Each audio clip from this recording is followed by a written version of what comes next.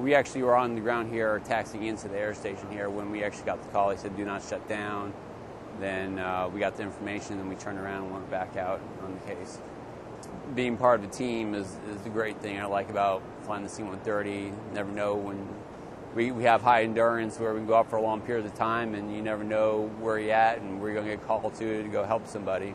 Either it's just one person or it's a whole group of people. That's why I like doing my job the way I do.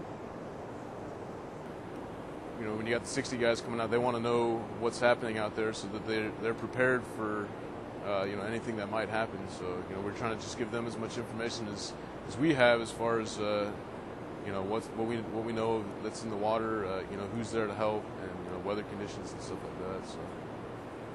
So it's a really good feeling. You know, it's a big part of the reason why I joined the Coast Guard. So, you know, when we have a case like this every now and then, and you're actually able to really, you know, save a life, you know, it's a good feeling, and it makes all the work that we do, you know, and all the stuff that seems kind of boring, you know, worthwhile in the end.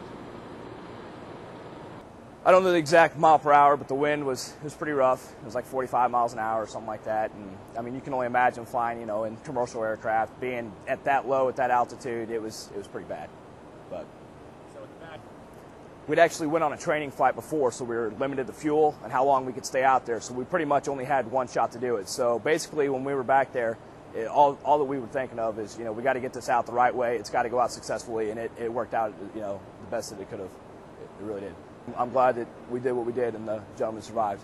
It really meant something to me. When we got back, it was a really good feeling to know that it saved a life. It's good. It's what we do. We basically train a lot, and that's what we really fell back on, because it got real. Everything happened real fast. We got there on scene fast. We basically started setting up our checklist and everything. We fell back on our training. The guys in the back, our radio men, nav, flight engineer, myself, and then the co-pilot. So basically just falling back on our training and really got the job done. So this case was unique because we got to the scene and we basically saw the strobe. We flew over the strobe. We marked it. Came back around. We dropped our flare.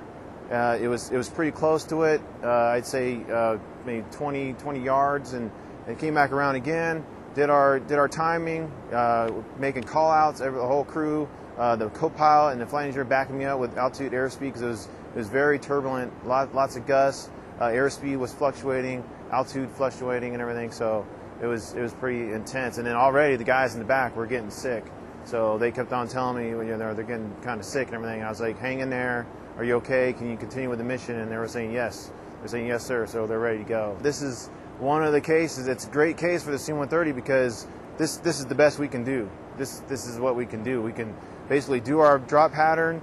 We drop a raft. The guy gets in it, and he's saved. It's great.